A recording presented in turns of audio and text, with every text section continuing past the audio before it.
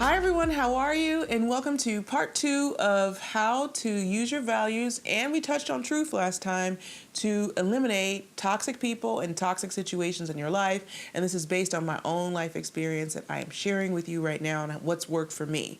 So first of all, unfortunately, we can't always eliminate every toxic person in your life. Sometimes those people are the ones closest to us.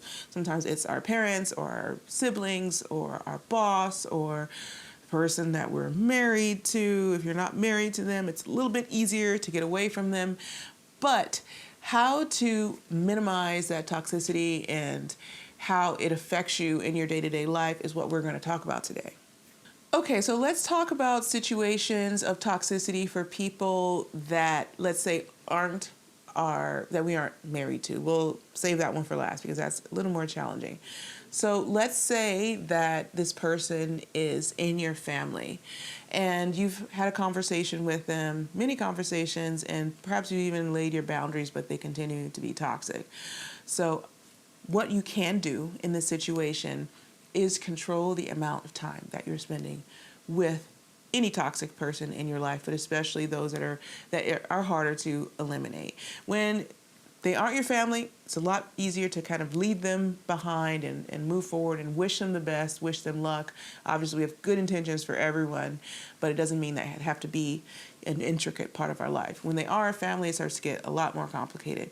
But it does not mean that we have to spend every waking moment with someone who is exhibiting toxic behaviors and having a toxic influence on our life, even if they are a family. So what you have to focus on is giving more time to those people who are building you up and less time to those people who are not, even if they are family members. So here's the first tip.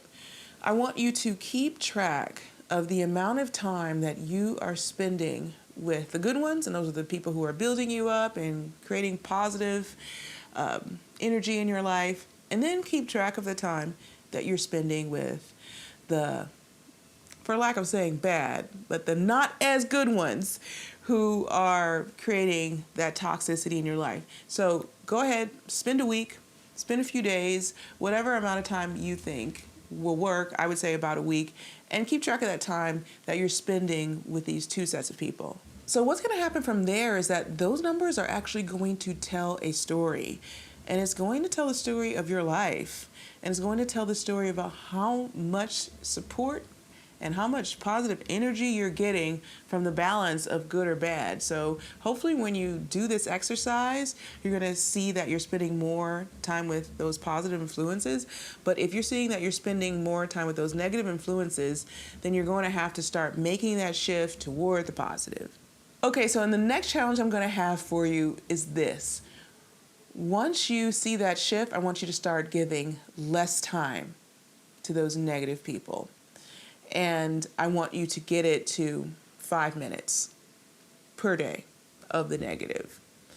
So once you get there, hopefully you can eliminate it to 0 if those people in your life are not your parents or your family. If you have to eliminate it completely, that is your choice and your call. I can't absolutely tell you how to deal with your family, but I can tell you that you do have to create a positive environment for yourself in which you can be happy. So basically, eventually the less time and energy that you're giving that toxic person, the more they're going to just go on and move on with their woes and their toxicity to someone else who is willing to put up with that in their life. We feel bad for them, but thank God it's not going to be you anymore. Okay, so let's move on. If it's that person, you're married to that person, you're living with them every day, maybe you have kids. Now, I'm not the expert on all of this. Of course, I always encourage everyone to go ahead and seek professionals or professional therapists. I am just, this tennis player on YouTube who's sharing her experience with you, and hopefully this will give you some insights, but I always encourage you to seek those who have real expertise in this, of course.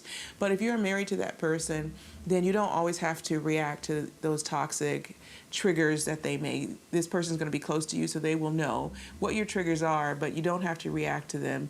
You can go ahead and just not react and not allow that to fire you up. And as hard as that's going to sound, as you start to do that, you're going to get practice at it, and you're going to be able to do that easier and easier. And if you're in that situation, hopefully it can give you some ways to cope. Okay, so we've gone through some ways that you can deal with toxic people in your life by using your values, stick to your values, know who you are, know who you stand for, know what you'll put up, know what you'll put up with, and also have your boundaries. But the next question is like, what if you're toxic? What if you're the toxic person? I know that hurts. It's hard to look at yourself. But if you are the toxic person, in our next one, I'm going to talk about how to deal with your own toxicity. And that doesn't mean you're toxic forever, but you may have a toxic moment, or maybe you're kind of chronically toxic, whatever it may be. That's fine. But as long as you deal with it and you have that self-awareness, then there is hope and there's a future, and that's what we're going to talk about next.